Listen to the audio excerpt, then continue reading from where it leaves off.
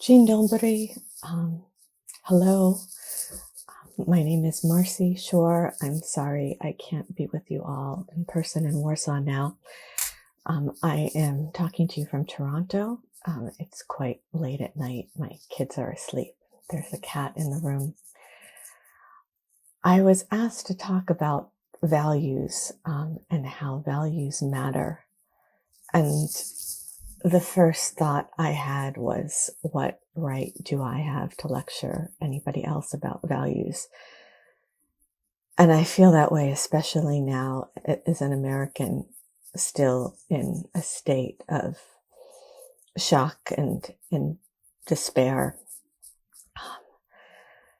As Pavel Piontek described very well at the beginning of his book Odpor, about the beginnings of the resistance following the February 24th, 2022 full-scale invasion of Ukraine, something that is not a surprise can nevertheless be a shock. And so, while our elections and the results were not exactly a surprise, it's still, for me, in some way a shock.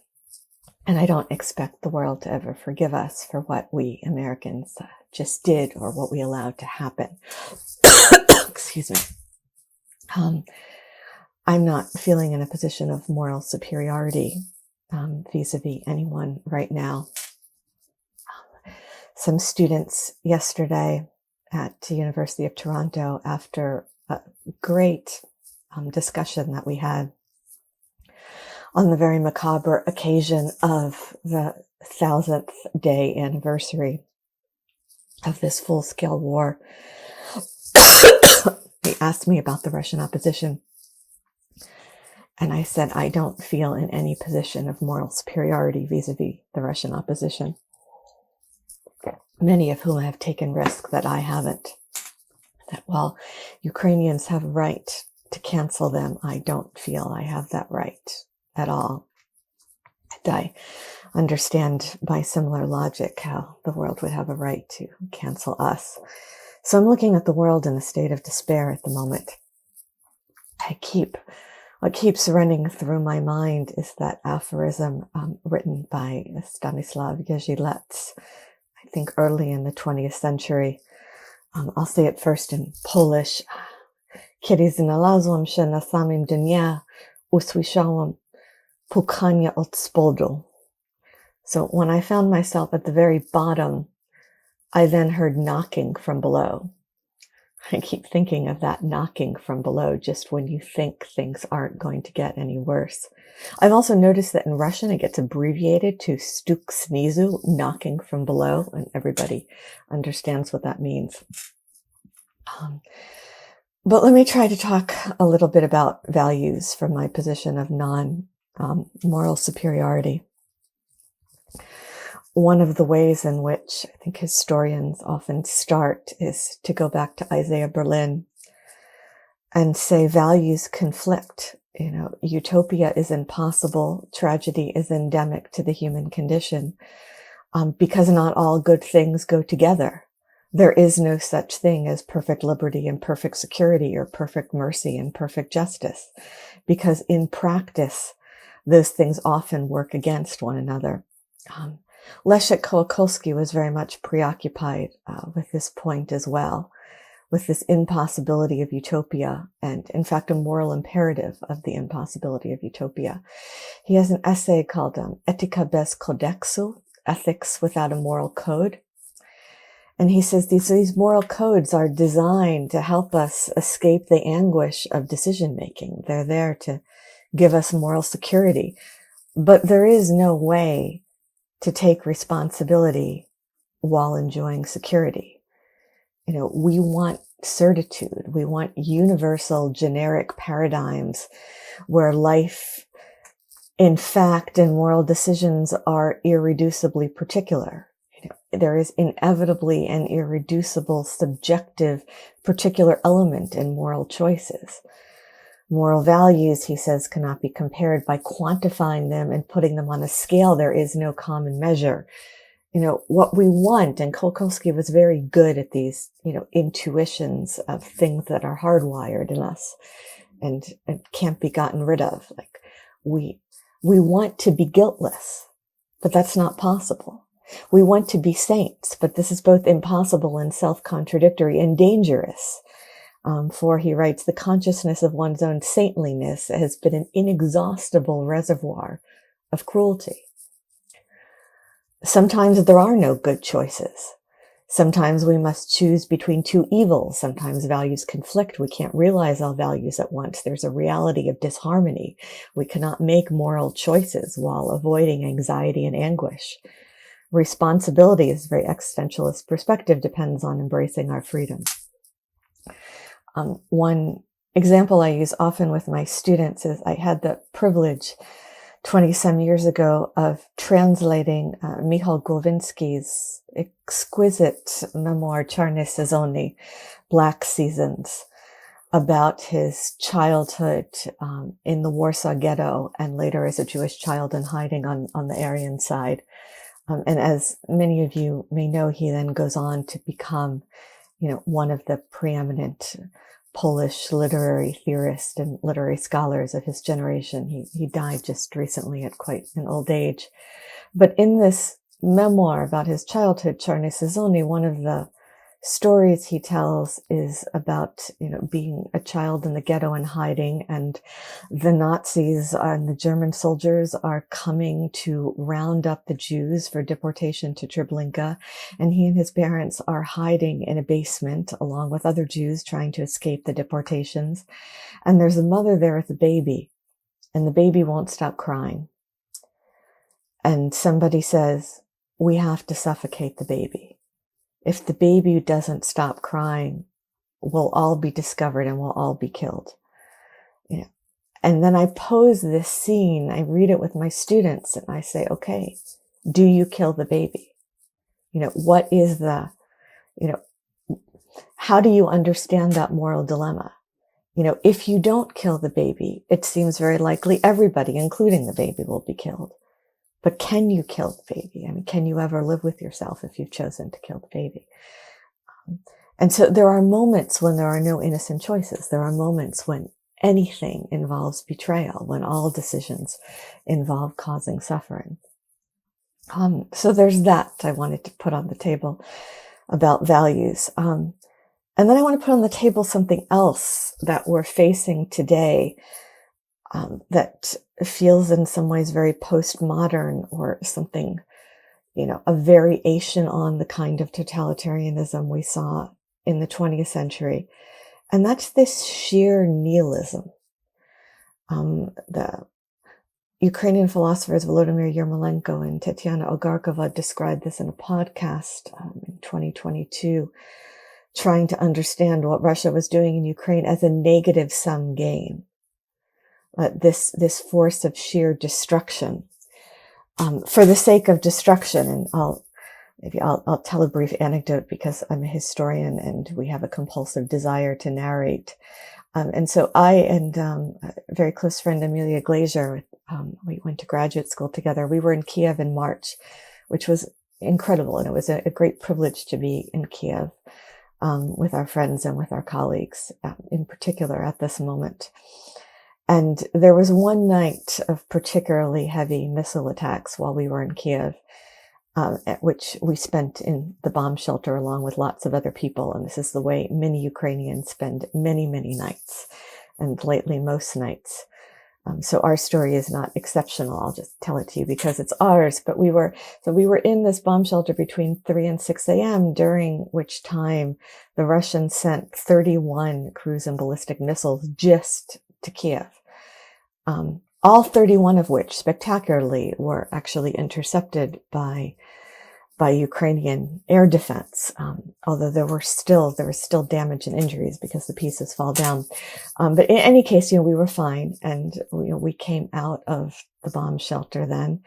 And I was, texting with a friend who's an Austrian diplomat. And I said, just out of curiosity, how much did those 31 missiles the Russians sent to Kiev this morning cost? So it turns out that was $390 million worth of missiles that the Russians sent just to cause destruction and kill people in Kiev, all 31 of which were intercepted, in a country where millions of people don't have indoor plumbing. And my Austrian diplomat, friend texted back and he said, Marci, do you know how many schools you could build in Russia for that kind of money? What they used just that night. I mean, just the sheer nihilism of it is mind-boggling. I mean, this idea that you have a regime with no utopian vision, no longer any kind of coherent ideology that gives a different explanation every day for mass slaughter. That is some burning through a country's resources and bleeding through its population just to cause death and suffering. And just looking at that nihilism is kind of what shakes me. What do you do with that? And how do you confront that? I mean, and I feel that way when I look at Trump. I say there's no belief here in anything. It's not like the Stalinist fanatics. There's no eschatological vision. There's no utopia at the end. There's this naked narcissism. For Trump, all relationships are purely transactional. There's not even really an attempt to pretend they're otherwise. There's no first principles. There's no coherent ideology. There's no redemptive vision. You're just looking into this abyss. And what do we do with that? And how do we climb out of that? The traditional Central European answer to that, from an intellectual history perspective, is that zurück zu Kant, back to Kant. And there's been now a kind of long history for the past 200 years or so that when things get too dark and creepy, European intellectuals start saying back to Kant. We go back to Kant, and then that's where our grounding is. And Kant would say, okay, there's a very simple explanation of a definition of a human being.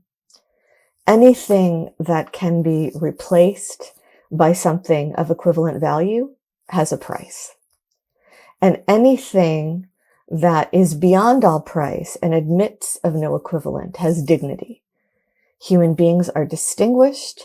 They are different in that they have dignity. They do not have a price. And from that, Kant says, follows the categorical imperative. You always treat a human being as an end and never as a means, which is a way of saying you always treat a human being as a person and not as a thing, as a subject and not as an object. I don't think we yet have anything better than that. I'll just say a couple more things very briefly, one of which is about responsibility. There's been a lot of talk about guilt, and are all Russians guilty? Are some Russians guilty? Should the Ukrainians be admitting more guilt towards Poles? Should the Germans be dealing with their guilt differently? I'm not going to go into all those historical politics, but I just want to make a kind of philosophical distinction here, which is not gratuitous or not just theoretical, but a philosophical distinction that I'm hoping will be practical, and that is between guilt and responsibility.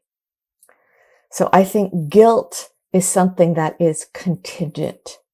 It is dependent upon something one has done, or perhaps something one has failed to do. One can be guilty of something, of an action. One can be guilty of a choice, but it is a posteriori. It is after the fact. It is the result of choices and actions taken. It's fundamentally contingent. Responsibility, I would argue, is not. It's not a posteriori. It's a priori. It is prior to and transcendent of any kind of actions or any kind of choices. One may or may not be guilty of X, but one is always already responsible. And the source of responsibility is not personal guilt. It's not inherited guilt, which I don't actually believe in, or collective guilt. The source of responsibility is not guilt. The source of responsibility is our being in the world. The fact that we are always already in the world with other people means that we are always already responsible for that world. There is no escape from that responsibility, and it is not contingent, it's a priori. Maybe I'll end with something else that I keep going back to, and this is what I sent my students at Yale after the October 7th Hamas attacks, when we were facing the beginning of, I still even then could not quite conceive of how gruesome it would be, war in Gaza. I didn't know what to say to them. And at a loss as to what to say, I sent them Adam Zagajewski's poem, Spróbuj opiewać o kaleconych świat, which the non-Polish speakers here might know in Claire Cavanaugh's wonderful translation. Try to praise the mutilated world, which was what the New Yorker published in the week after September 11th, which I remember very well. I was in New York then. Try to praise the mutilated world. As human beings, we take responsibility for truth, and we take responsibility for this mutilated world. And in the interest of not ending on such a terribly macabre note, one thing I try to cling to in these very dark times is the memory of those months that the Ukrainians spent on the Maidan in 2013 to 2014, which I then wrote a book about. I kind of fell in love with a revolution that was not my own. Marci Shore, my wonderful Polish translator, translated into Polish. And for me, what the Maidan was, it was the first real revolution I had been watching, even if from afar in my lifetime. I missed other things. I missed Solidarność. But I saw what happened on the Maidan as not just a political transformation, but an existential transformation. But above all, I saw it as a moment, as just, and even if just what the Germans call an Augenblick, this kind of this mrugnienie okna, just kind of flicker, this blink of an eye that revealed that we human beings are capable of something better. Even if that happens very rarely, even if it's never been able to be sustained, the fact that it can be there, that kind of solidarity and generosity and capaciousness and love and responsibility for the world, the fact that it can be there even for a flicker of a second is evidence of the fact that we are capable of it. And I hope that gives us all a reason for hope. Okay. Thank you. Bye-bye.